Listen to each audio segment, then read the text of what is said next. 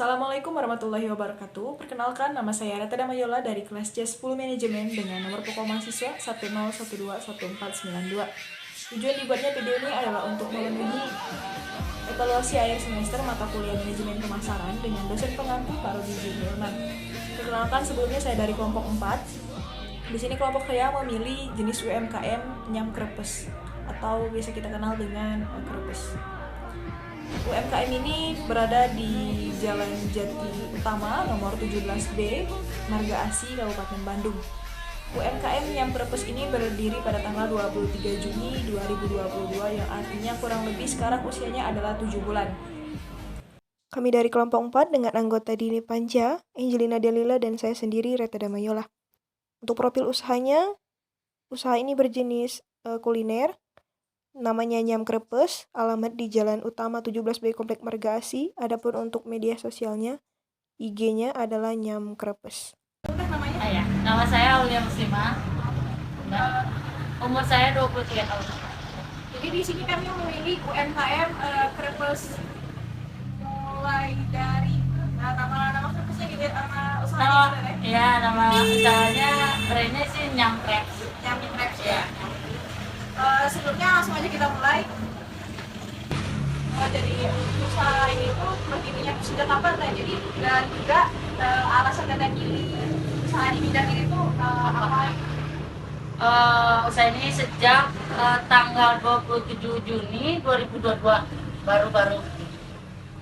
Dan kenapa saya memilih buka usaha ini karena belum ada usaha yang Usaha di Krepes yang di daerah sini ya, di daerah Marga Asih khususnya, dan memiliki tempat tersendiri khususnya di krep gitu.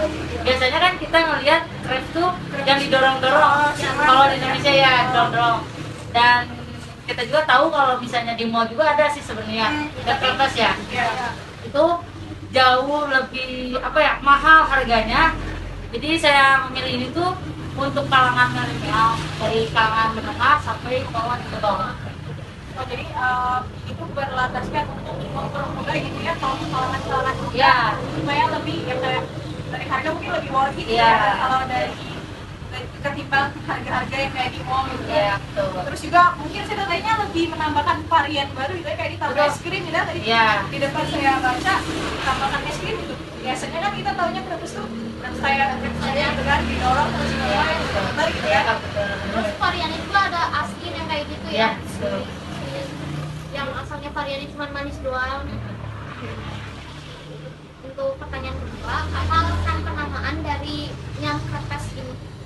Sebenarnya nggak ada alasan khusus, cuman emang lagi berpikir aja.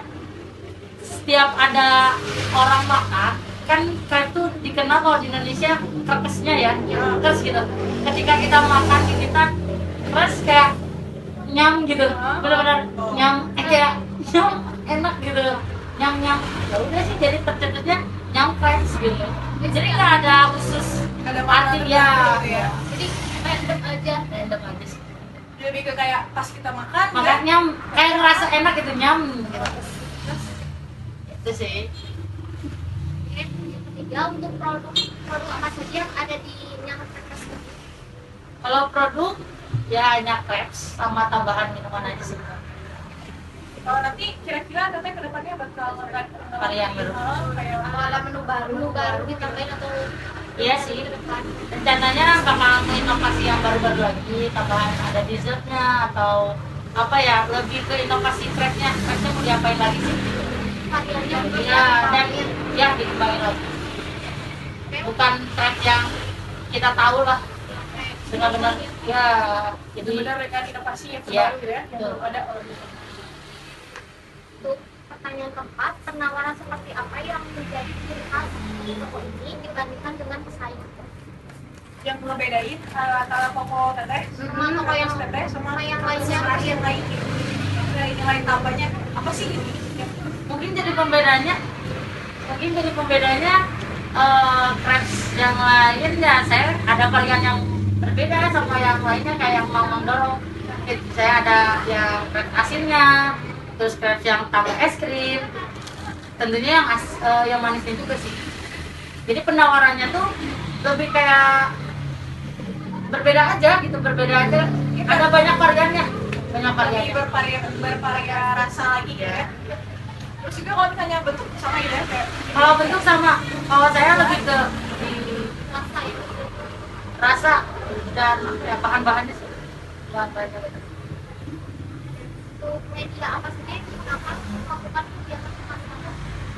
Untuk medianya saya memakai IG tentunya, karena IG tuh apa ya, kita bisa memposting foto produk kita, jadi kita bisa memasarkan ini nih produk saya gitu, Sekaligus mengenalkan ya mengenalkan juga ini produk saya seperti ini seperti ini seperti ini. Dan media lainnya mungkin saya pakai GoPro sama kamar.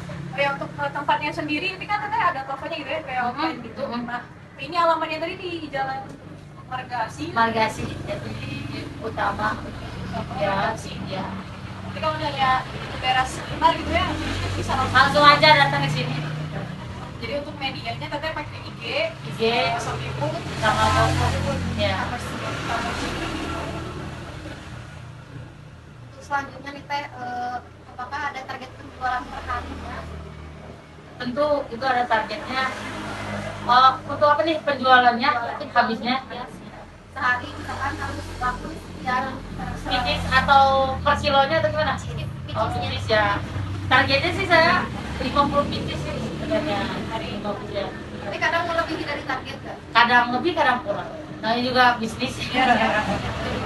Iya. Terus kita hambatan apa saja yang sering terjadi dalam pemasaran ini? Kalau saya lebih ke kontennya, pembuatan konten. Konten buat apa ya? Masalah. Karena konten di zaman sekarang itu harus menarik, menarik perhatian. Nah itu perlu apa ya, pemikiran yang lebih luas. Gimana sih masyarakat ya, bikin menarik ya, gitu sih. Terus program kegiatan pemasaran yang dilakukan dengan semua ada apa aja? Program pemasarannya tuh gimana? Program. Ya kayak misalkan kasih diskon kayak gitu. Oh, tentu waktu itu saya pernah ngasih beli nyamprek satu dapat minuman dari produksi ini juga ST gitu. Sampai saat ini masih Oh, saat ini enggak, dan rencananya bakal ada setiap promosinya ketika anniversary nyamprek tanggal 27 ya tanggal 27 setiap bulannya. ya setiap bulannya ya kayak gitu. untuk pertanyaan selanjutnya, siapa pelaku dari kegiatan pemasaran usaha ini? Saya sendiri sih. Oh, belum ada partner. Iya, saya belum punya partner, jadi semua di handle saya sendiri. Jadi mulai pembelajaran semuanya itu di handle oleh sendiri. Tapi nanti rencana kedepannya kita bakal abang lagi atau bakal merekrut SDM yang lain. Oh ya, seperti itu. Karena kalau nggak gitu agak sulit berkembangnya. Jadi memang mungkin suatu saat nanti ada partner, mungkin Atau mungkin kembali lagi kayak ya cabang juga. Yang terakhir, apakah kunci keberhasilan utama dalam kegiatan pemasaran di toko ini? Kuncinya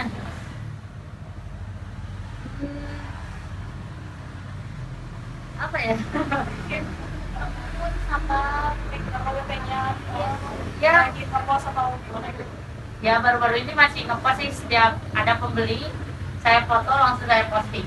pasti Kira ya, aku posting kayak gitu. Banyak itu sih. Kalau mungkin boleh nggak sih kita kayak tips sama triknya dari katanya untuk kayak mulai usaha kayak gitu, kita harus gimana dulu? Oh, trik and triknya sih lebih harus sabar, usaha. Kalau misalnya ada kegagalan, jangan cepat nyerah, berhenti, jangan. Itu tuh kalau kita ngerasa itu gagal tuh kita coba lagi. Karena saya juga nggak langsung kayak gini. Saya belajar muter aja itu hampir 1 bulan 2 bulan muterin cracknya doang. Nah itu nggak mudah. Jadi intinya kita harus tekun sih, tekun dan jangan bersenang. Itu aja. Bangkit terus ya. Iya. lawan pasar juga ya. Ya gimana?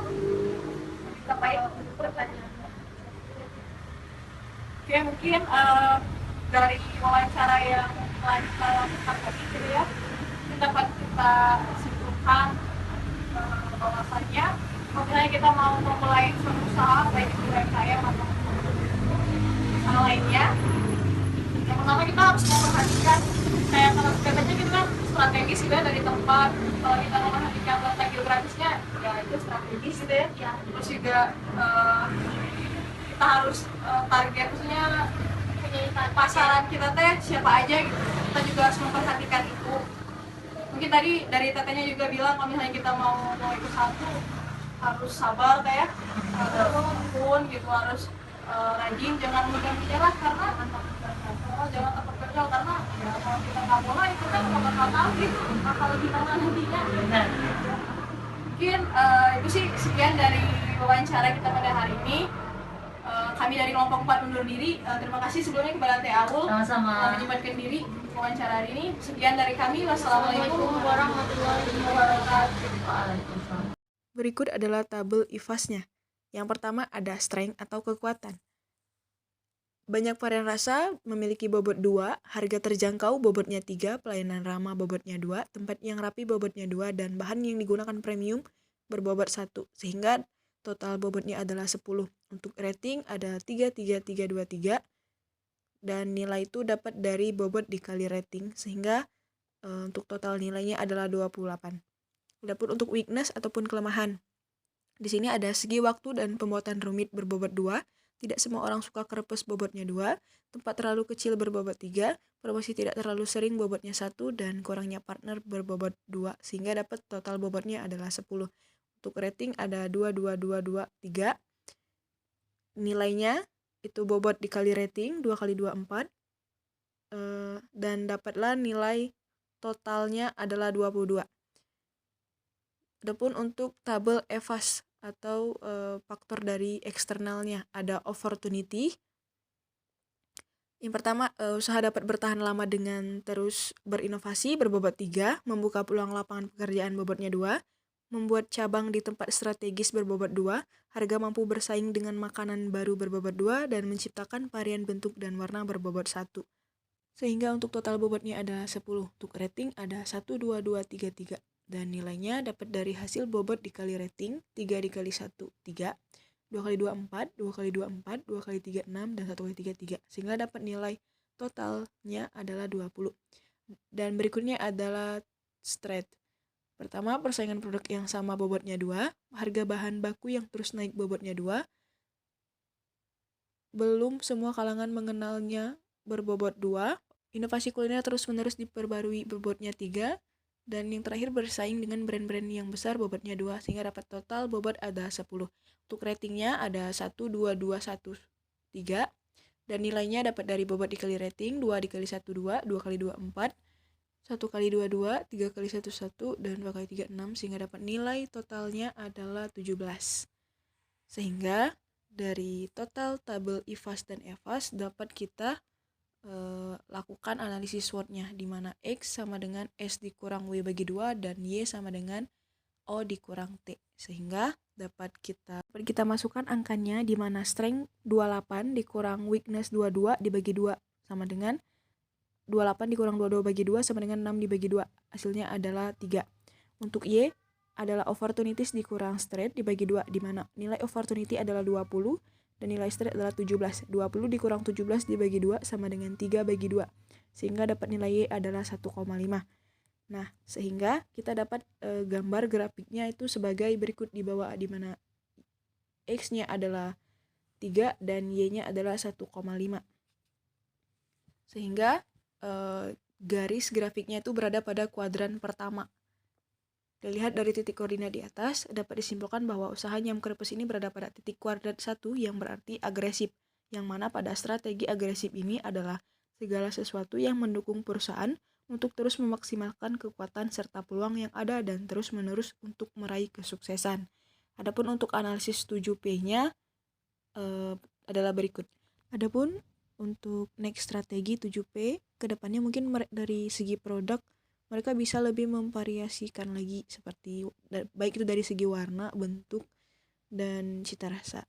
Untuk dari price atau harganya, mungkin nanti untuk sekarang mereka udah stabil harganya, dalam artian sudah worth it untuk kalangan anak-anak muda. Untuk flash atau pemasarannya mungkin mereka bisa lebih memperluas lagi pemasarannya, baik itu di secara offline ataupun secara online. Untuk promosinya mungkin mereka harus lebih sering lagi melakukan promosi, baik itu di media sosial ataupun secara offline. Untuk people atau orangnya, sekarang mereka sudah pemasarannya sudah mencakup golongan tengah ke bawah, baik itu anak-anak, remaja, ataupun orang-orang dewasa. Untuk dari segi proses, mungkin nanti mereka bisa menambah sumber daya manusia sehingga proses pembuatannya tuh lebih cepat, karena kan kalau misalnya yang pesan banyak kan otomatis akan lama, sehingga prosesnya juga akan lama. Terus untuk physical evidence-nya mungkin mereka bisa membuat bungkus atau wadah kerpesnya itu dengan varian menambahkan brand toko mereka, sehingga ketika itunya si pembeli membeli itu kan dapat melihat itu di tampilan luarnya tuh udah terlihat menarik karena udah mencantumkan brand tokonya tersendiri. Mungkin itu dari pendapat saya pribadi. Sekian video ini dibikin, terima kasih. Saya akhiri, wabillahi taufiq wal hidayah. Wassalamualaikum warahmatullahi wabarakatuh.